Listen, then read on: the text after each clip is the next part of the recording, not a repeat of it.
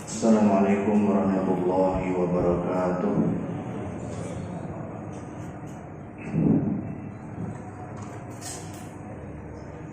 Alhamdulillah, nahmaduhu wa nasta'inuhu wa nastaghfiruh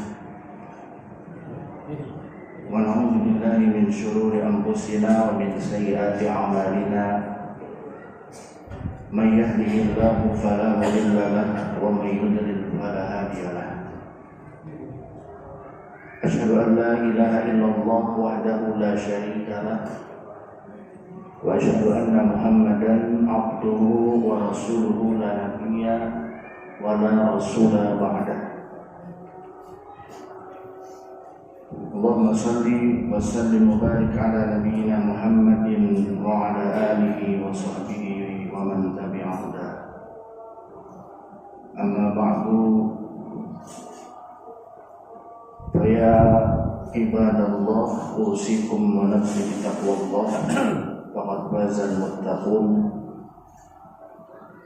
Rabbi shrah li sadri wa yassir li amri wahlul 'uqdatam min lisani yafqahu qawli.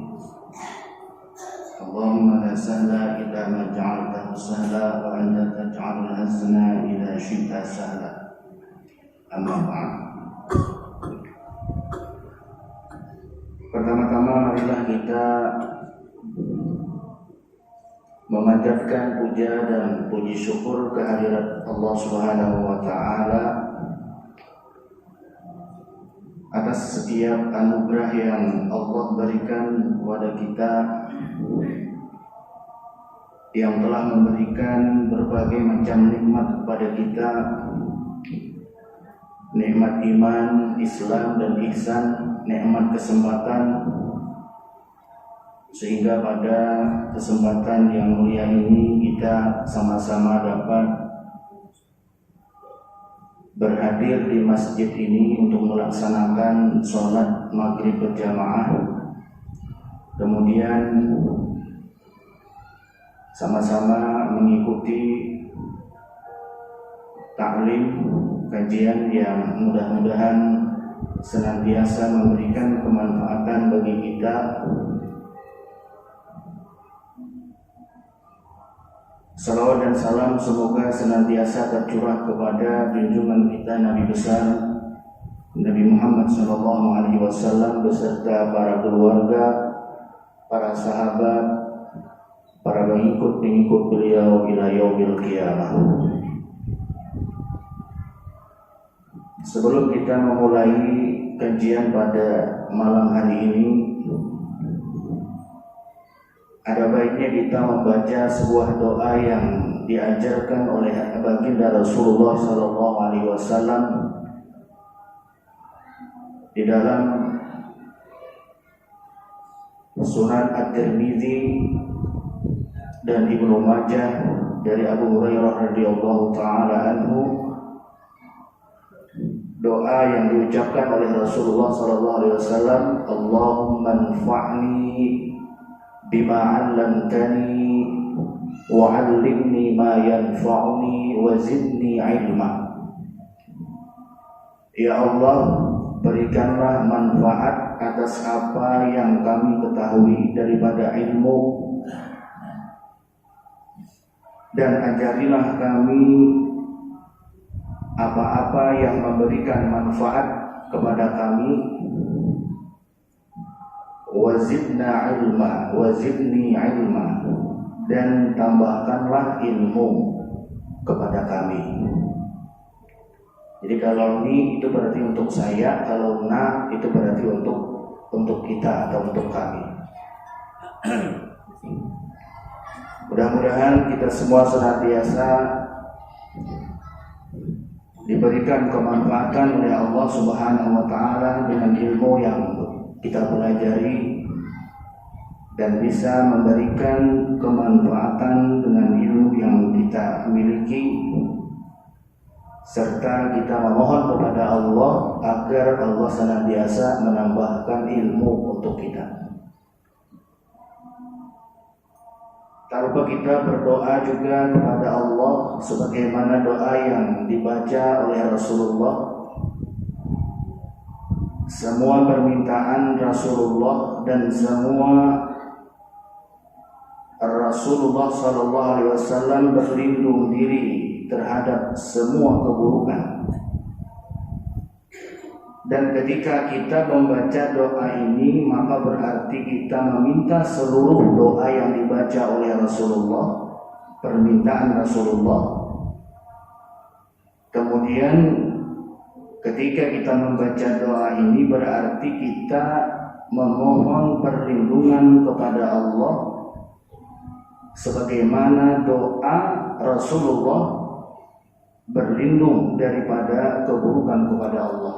Artinya semua kebaikan yang dipinta dan semua perlindungan yang dimohonkan oleh Nabi kita, ketika kita membaca doa ini maka seluruhnya sudah mencakup. Doanya adalah Allahumma inni as'aluka min khairi ma sa'alaka minhu nabiyyuka Muhammadun sallallahu alaihi wasallam wa na'udzu bika min syarri masta'adha minhu nabiyyuka Muhammadun sallallahu alaihi wasallam antal musta'an wa 'alaikal balagh wa la haula wa la quwwata illa billahil 'aliyyil 'azim.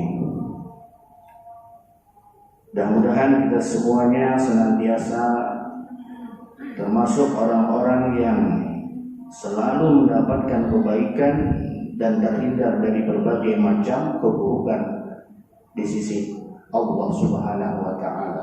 Amin ya rabbal alamin. Baiklah jamaah sekalian yang dirahmati oleh Allah Subhanahu wa taala. Pada kesempatan yang lalu kita sudah membahas tentang makna daripada la ilaha illallah, di mana makna daripada la ilaha illallah adalah la ma'budu bihaqqin illallah. Tidak ada yang berhak untuk disembah kecuali Allah Subhanahu wa ta'ala. Semua sesembahan selain Allah adalah sesembahan yang batil. Makanya di dalam salat kita membaca inna salati wa nusuki wa mahyaya wa mamati lillahi rabbil alamin. Sesungguhnya salatku, kemudian kurbanku, hidup dan matiku hanyalah untuk Allah Subhanahu wa ta'ala. Termasuk dalam hal ini adalah menyembelih, bersumpah karena Allah Subhanahu wa ta'ala. Semua ibadah yang kita lakukan hanyalah untuk Allah Subhanahu wa ta'ala. Nah, inilah makna daripada la ilaha illallah. Kemudian kesaksian yang kedua adalah kesaksian wa anna Muhammadar Rasulullah. Dan sesungguhnya Muhammad adalah Rasul Allah Subhanahu wa ta'ala. Makna daripada wa anna Muhammadar Rasulullah, yang pertama adalah tasdiquhu bima akhbar, atau mempercayai dan meyakini terhadap apa-apa yang dikhabarkan atau yang disampaikan oleh baginda Rasulullah sallallahu alaihi wasallam. Apa saja yang disampaikan oleh Nabi daripada sunnah-sunnah Rasulullah, daripada hadis-hadis Rasulullah, wajib kita untuk mempercayai dan meyakini. Kemudian makna yang kedua adalah ta'atuhu fi ma'amar, mentaati apa yang diperintahkan oleh Rasulullah sallallahu alaihi wasallam. Jadi tidak cukup hanya meyakini, mempercayai apa yang disampaikan oleh Rasulullah, tetapi juga harus mentaati. Ta'atuhu fi ma'amar, apa yang diperintahkan oleh Rasulullah Sallallahu Alaihi Wasallam dari hadis-hadis Rasulullah. Apakah itu hadis qauliyah, apakah itu hadis fi'liyah, ataukah itu hadis taqririyah dari baginda Rasulullah Sallallahu Alaihi Wasallam. Kemudian makna yang ketiga adalah istihbab ma naha anhu wa jazaa. Ijtinabu ma naha anhu wa jazaa. Yang ketiga adalah menghindarkan atau menjauhi segala apa-apa yang dilarang oleh Rasulullah Sallallahu Alaihi Wasallam. Nah, otomatis orang yang mentaati perintah Rasulullah berarti dia menjauhi apa yang dilarang oleh Allah Subhanahu Wa Taala. Kemudian yang keempat adalah ibadatullah fima syara'. Yang keempat adalah beribadah kepada Allah Subhanahu wa taala bima syara'a, dengan apa yang disyariatkan oleh Allah Subhanahu wa taala. Nah, ini makna kesaksian kita kepada Rasulullah sallallahu alaihi wasallam bahwasanya Rasulullah adalah utusan Allah yang mengemban tugas dari Allah yang disampaikan oleh Allah kepada Rasulullah sallallahu alaihi wasallam, wahyu berupa Al-Qur'an yang dijadikan pedoman bagi umat Islam. Jamaah sekalian yang dirahmati oleh Allah Subhanahu wa taala. Ini pas kebetulan kita berada di bulan Rabiul Awal. Yang sebagian ulama mengatakan bahwasanya Rabiul Awal ini adalah hari kelahiran baginda Rasulullah sallallahu alaihi wasallam. Ketika kita berbicara tentang pribadi Rasulullah sallallahu alaihi wasallam, maka hal tersebut tidaklah lepas dari 3 disiplin ilmu. Yang pertama adalah ilmu al-hadis. Ilmu hadis, ilmu tentang hadis Rasulullah sallallahu alaihi wasallam, imma riwayatan wa imma dirayah, baik dari segi riwayat ataupun dari segi dirayah. Imma fi'liyah wa imma qauliyah wa imma taqririyah, baik dari segi perkataan baginda Rasulullah sallallahu alaihi wasallam, apa-apa yang dikatakan oleh Rasulullah sallallahu alaihi wasallam itulah yang menjadi sesuatu yang harus kita ikuti. Nah, fi'liyah, apa yang diperbuat oleh Rasulullah sallallahu alaihi wasallam. Kemudian ada yang namanya sunnah qauliyah, perkataan Rasulullah sallallahu alaihi wasallam. Perbuatan fi'liyah artinya perbuatan Rasulullah sallallahu alaihi wasallam yang wajib kita teladani. Kemudian yang kedua adalah qauliyah, perkataan Rasulullah sallallahu alaihi wasallam yang harus juga kita teladani. Kemudian yang ketiga adalah iqrar taqririyah atau persetujuan Rasulullah sallallahu alaihi wasallam. Maksudnya adalah bahwa Rasulullah tidak mengatakan, Nabi tidak berbuat, tetapi taqririyah ini adalah dari perbuatan sahabat, kemudian dilihat oleh Nabi dan Nabi berdiam. Artinya Nabi tidak melarang, Nabi tidak memerintahkan, Nabi tidak menyuruh, dan Nabi tidak melarang. Suatu ketika ada 2 orang yang pada saat itu dalam perjalanan yang cukup jauh. Jadi berjalan jauh, tiba-tiba sampai waktu sholat. Kemudian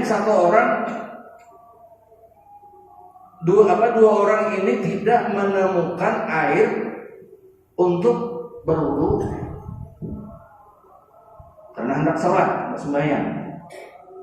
Maka mereka berdua bertayamum karena ada air, tayamum, dan mereka melaksanakan sholat dengan tayamum. Kemudian setelah sampai pada tujuan mereka, ternyata waktu sholat itu masih ada. Salah seorang di antara mereka kemudian karena ada air, waktu sembahyang itu masih ada. Salah seorang di antara mereka mengambil wudu, kemudian melaksanakan sholat. Jadi sholatnya tadi diulangi dengan wudu.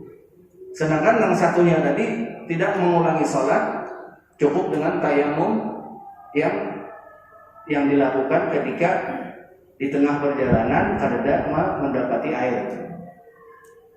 Kemudian salah seorang mereka menemui Rasulullah SAW dan menceritakan apa yang terjadi di antara mereka berdua.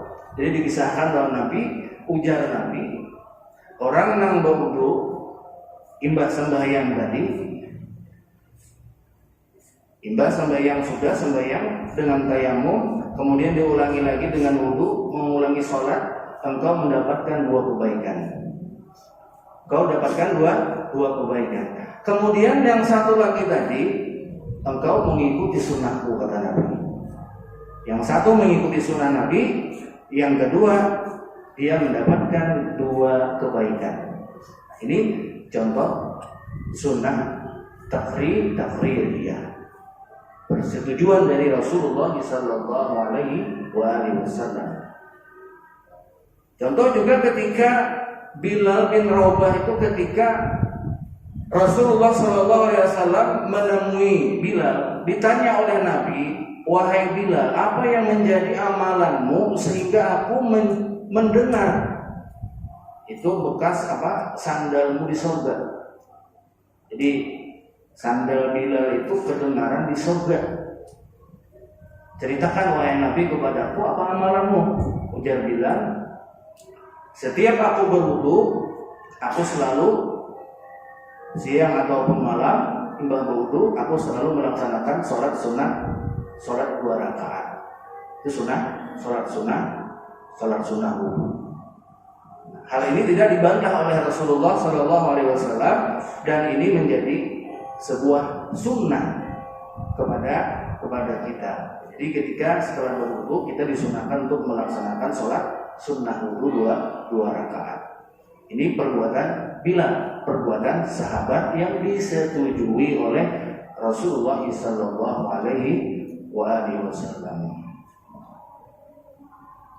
Kemudian ilmu yang kedua, jadi ketika kita itu ingin hendak mengetahui tentang kepribadian Nabi, tentang sosok Rasulullah SAW, tidak lepas dari ilmu yang namanya ilmu As-Sirah An-Nabawiyah. As-Sirah An-Nabawiyah itu adalah ilmu tentang sejarah kehidupan Rasulullah SAW. Jadi dari Nabi itu lahir sampai Nabi meninggal, itu semuanya dibahas di dalam ilmu, yaitu ilmu sejarah. As-Sirah An-Nabawiyah. Siapa nama orang tuanya Rasulullah SAW, kapan Nabi diangkat menjadi Nabi, kapan Muhammad diangkat menjadi Nabi dan Rasul. Kemudian di dalam dakwah beliau berapa periode Madinah, periode Mekah, kemudian peperangan apa yang terjadi dan yang diikuti oleh Rasulullah SAW, bahkan peperangan yang terjadi di masa Rasulullah SAW, itu semuanya dibahas di dalam ilmu yang namanya As-Sirah An-Nabawiyah, sejarah tentang Rasulullah SAW.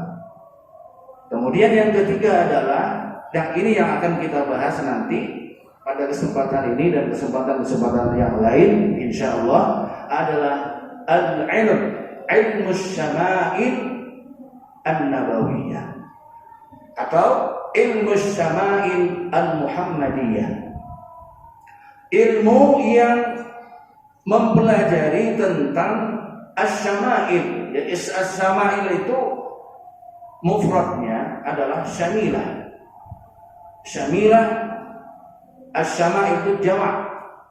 Syamilah mufrad yang artinya ciri-ciri fisik, yang artinya kepribadian, yang artinya karakteristik Rasulullah sallallahu alaihi wasallam. Ini lebih dalam lagi dibahas. Lebih dalam lagi dibahas di dalam ilmu asy-syama'il al-Muhammadiyah. Sedangkan di dalam ilmu as-sirah an-nabawiyah tadi tidak begitu dibahas secara mendalam tentang kepribadian Rasulullah sallallahu alaihi wasallam. Jadi kayaknya dibahas kayak apa wajah Nabi, kayak apa rambut Rasulullah sallallahu alaihi wasallam, kayak apa cara berjalan Rasulullah sallallahu alaihi wasallam, kayak apa cara berpakaian Rasulullah sallallahu alaihi wasallam, berapa jumlah uban sidin, kayak apa rambut sidin, bagaimana cara sidin tidur. Nah, ini dibahas di dalam yang namanya al-ilm asy-syama'ilul Muhammadiyah. Ilmu yang membahas tentang ciri fisik, kepribadian dan karakteristik Rasulullah sallallahu alaihi wasallam. Ini perlu untuk kita ketahui. Karena kita mengaku orang yang mencintai Rasulullah. Mustahil orang yang cinta itu pasti hendak tahu kayak apa orang yang kita cintai. Hendak tahu kita cari seluk-beluknya, sehingga dengan kita tahu, dengan kita mengetahui bagaimana sosok Nabi itu, maka niscaya akan bertambah keimanan kita kepada Allah, bertambah keimanan kita kepada Rasulullah SAW, sebagaimana di dalam Al-Quran dijelaskan, Qul in kuntum tuhibbunallaha Qul in kuntum tuhibbunallaha fattabi'uni yuhibbukumullah wa yaghfir lakum dzunubakum wallahu ghafurur rahim. Katakanlah, kata Allah, in kuntum, jika kalian cinta kepada Allah, fattabi'uni, ikutilah aku, kata Nabi. Jadi cinta kepada Allah dengan cara mengikuti Rasulullah sallallahu alaihi wasallam. Ketika kita mengikuti Nabi, yuhibbukumullah, niscaya Allah akan mencintai kalian. Wa yaghfir lakum dzunubakum, dosa-dosa kalian akan diampuni oleh Allah, karena Allah Maha Pengampun lagi Maha Penyayang. Di dalam hadis Rasulullah sallallahu alaihi wasallam bersabda, la yu'minu ahadukum hatta akuna ahabbu ilaihi min walidihi wa waladihi wan nasi ajma'in. Kata Rasulullah sallallahu alaihi wasallam, tidaklah beriman seseorang itu hatta akuna ahabbu ilaihi, sampai dia mencintai diriku daripada dia mencintai orang tuanya, daripada dia mencintai anaknya, dan daripada dia mencintai seluruh manusia yang ada. Jadi tidak beriman bukanlah dianggap orang yang beriman kalau dia menjadikan Allah dan Rasulnya itu lebih dia cintai daripada keduanya. Bahkan kata Rasulullah, min walidihi, daripada orang tuanya. Dia mencinta lawan orang tua, mengalahkan cintanya lawan Allah dan Rasulnya, itu bukan orang yang beriman. Cinta kepada anak lebih daripada cintanya kepada Allah dan Rasulnya, itu berarti bukan orang yang beriman. Wan nasi ajma'in, dan seluruh manusia. Bahkan seluruh manusia siapa saja, presiden kah, pejabat kah, istri, bini atau siapa. Jadi seluruh manusia. Maka hendaknya ketika seseorang mencintai, maka hendaknya cintanya tidak melebihi daripada cintanya kepada Allah dan Rasulnya, kepada Allah dan Rasulullah sallallahu alaihi wasallam.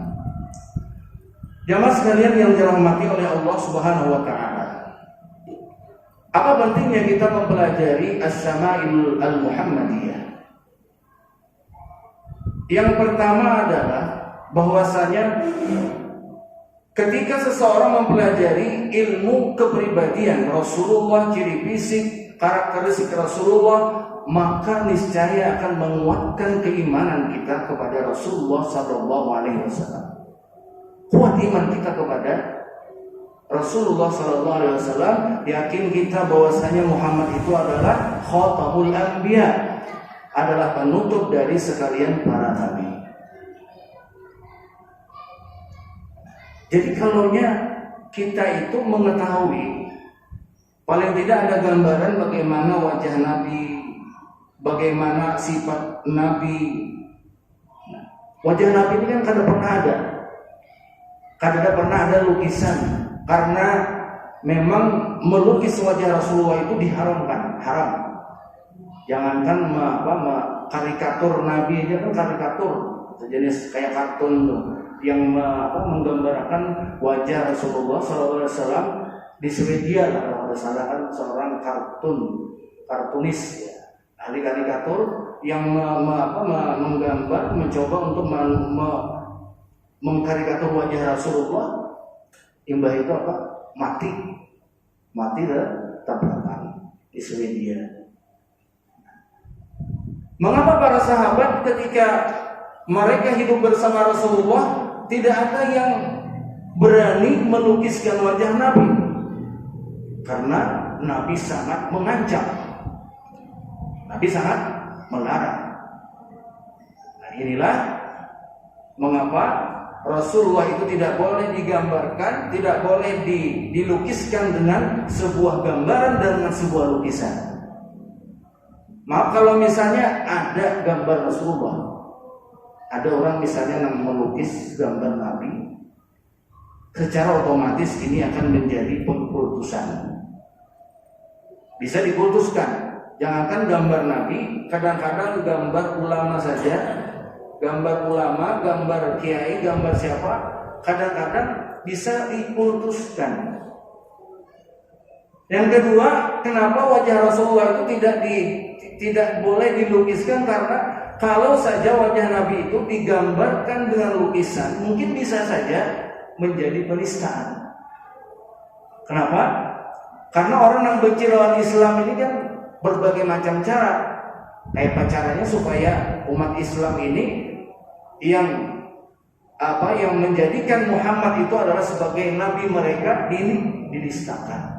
Mungkin fotonya akan dibakar atau dijajak-jajak atau diapakan. Nah, ini supaya jangan ada penistaan. Kemudian yang ketiga adalah menjadi sumber keaslian daripada ajaran Rasulullah sallallahu alaihi wasallam. Kemurnian akan ajaran Islam. Makanya orang-orang Nasrani mereka menggambarkan wajah Al-Isa Al-Masih itu dengan sebuah lukisan. Kadang-kadang timbul pengkultusan, kadang-kadang timbul semacam penistaan. Orang non-muslim, orang non agama Nasrani mungkin bisa menistakan. Kayak itu kan misalnya gambar Yesus atau apa gitu kan. Kemudian mengapa Rasulullah SAW tidak boleh digambarkan, dilukiskan? Karena kalau saja Rasulullah itu sosok yang bisa dilukiskan dengan gambar, maka niscaya kemurnian daripada ajaran Rasulullah, keinginan kita untuk mempelajari ilmu yang berkenaan tentang Rasulullah, baik itu hadis, baik itu sejarah Rasulullah SAW, ataupun tentang kepribadian Rasulullah SAW, itu akan tidak ada.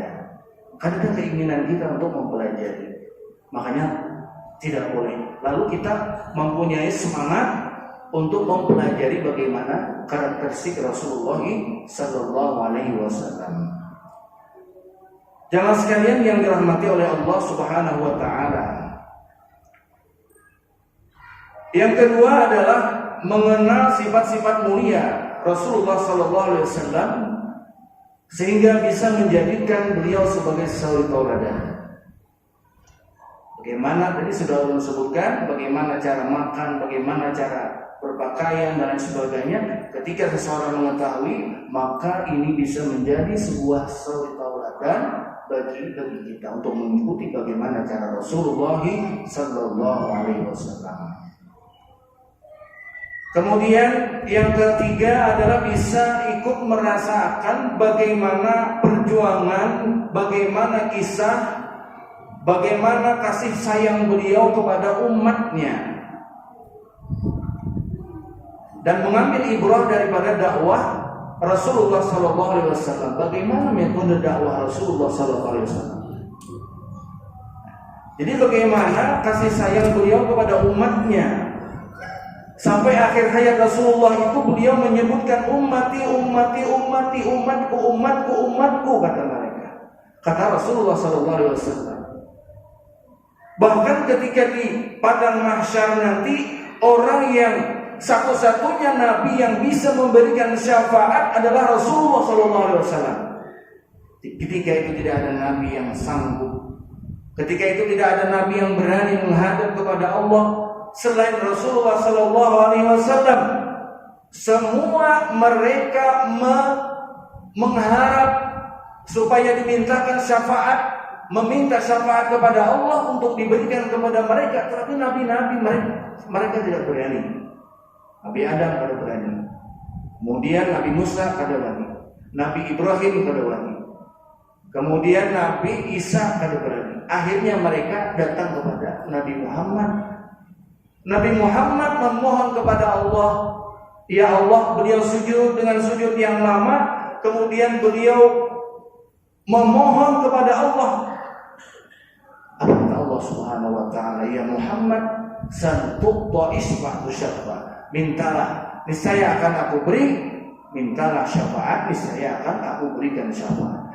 Di sinilah syafaat Rasulullah sallallahu alaihi wasallam yang disebut dengan syafaatul uzma, syafaat yang paling besar, yaitu syafaat diadakannya pengadilan, diadakannya yaumul hisab bagi seluruh umat, bagi seluruh makhluk yang berkumpul ketika itu di padang mahsyar. Jadi umat itu berkumpul di padang mahsyar, sekian lamanya menunggu peradilan dari Allah. Mereka memohon kepada nabi mereka. Kemudian pada akhirnya mereka memohon kepada Rasulullah. Rasulullah menghadap datang kepada Allah, sujud dengan sujud yang lama. Kemudian diberi oleh Allah Subhanahu wa taala syafaat, yaitu diadakannya hisab, perhitungan, persidangan semua makhluk yang berkumpul di padang mahsyar. Inilah beberapa pentingnya, hikmah pentingnya kita mempelajari as-sama'il al-muhammadiyah, kepribadian Rasulullah sallallahu alaihi wasallam. Makanya di dalam kitab As-Sama'il, ini kitab Sama'ilnya itu adalah karangan kitab Sama'il al-Muhammadiyah lil Imam At-Tirmidzi. Jadi karangan Imam At-Tirmidzi ahli hadis yang terdiri dari 56 bab. Berikut dari 56 bab itu masing-masing bab itu terdiri dari beberapa hadis. Semua hadis ada 417 hadis. Kemudian dari 417 hadis itu diringkas di dalam sebuah kitab yang namanya Mukhtasar As-Sama'il Al-Muhammadiyah yang dikarang oleh Al-Imam As-Shalih Ibnu Muhammad Al-Munajjid. Jadi ringkasannya itu ada di sini. Jadi di sini ada beberapa hadis saja yang menjelaskan tentang beberapa bab. Kalau di dalam kitab yang kandal ini terdiri dari 417 hadis yang panjang. Nah, kemudian diringkas oleh Al-Imam Abu Isa Al-Munajjid ini di dalam kitab yang begitu ringkas, dan ini nanti insyaallah akan kita pelajari mudah-mudahan. tentang kepribadian Rasulullah Sallallahu Alaihi Wasallam. Jadi ini sangat terkenal bukunya Asy-Syama'il Al-Muhammadiyah karya Al-Imam At-Tirmidzi, salah seorang muhaddis yang lahir pada tahun 209 Hijriah di sebuah daerah bernama At-Tirmidzi. Jadi Imam Tirmidzi ini mempunyai guru, beliau berguru diantaranya dengan Al-Imam Al-Bukhari, Imam Muslim dan lain sebagainya. Wafat pada usia 70 tahun pada tahun 279 Hijriah. Ini muqaddimah belum sampai kepada pembahasan. Yang dibahas pada pembahasan ini yang pertama adalah tentang khilqatu Rasulullah sallallahu alaihi wasallam. Khilqah itu artinya ciri fisik, kepribadian dan karakteristik Rasulullah sallallahu alaihi wasallam. Jadi khilqah dan khuluq sama-sama kha lam qa. Kalau yang khuluq itu akhlak Rasulullah, kalau khilqah itu bentuk fisik Rasulullah sallallahu alaihi wasallam. Jadi dalam bahasa Arab itu harakatnya itu kadang berbeda harakat, salah arti. Makanya dalam surah Al-Fatihah itu kan iyyaka na'budu wa iyyaka nasta'in. Kalau tanpa tasdid bacanya iyyaka. Berarti artinya bukan iyyaka kepada engkau ya Allah kami menyembah dan memohon pertolongan, tapi kalau iyyaka artinya kepada matahari kami menyembah, wa iyyaka nasta'in, dan kepada matahari kami memohon pertolongan. Jadi hati-hati. Jadi dalam bahasa Arab itu ada hurufnya sama tapi harakatnya beda. Nah ini jamaah sekalian yang dirahmati oleh Allah Subhanahu wa taala, insyaallah pada kesempatan yang lain kita akan masuk kepada pembahasan tentang ciri fisik Rasulullah sallallahu alaihi wasallam. Mudah-mudahan Allah Subhanahu wa taala senantiasa memberikan umur yang panjang kepada kita, memberikan kekuatan kepada kita lahir dan batin. Mudah-mudahan semua amal ibadah kita senantiasa diterima di sisi Allah Subhanahu wa taala. Hadani Allah wa iyyakum. Subhanallahi wa bihamdik, asyhadu an la ilaha illa anta, astaghfiruka wa atubu ilaik. Wassalamu alaikum warahmatullahi wabarakatuh.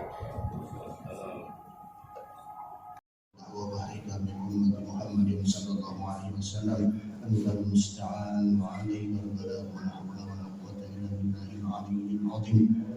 Allahumma inna nas'aluka bi anna lakal hamd la ilaha illa anta wahdaka la syarika lakal mannan badi'us samawati wal ardi ya dzal jalali wal ikram ya hayyu ya qayyum. Allahumma inna nas'aluka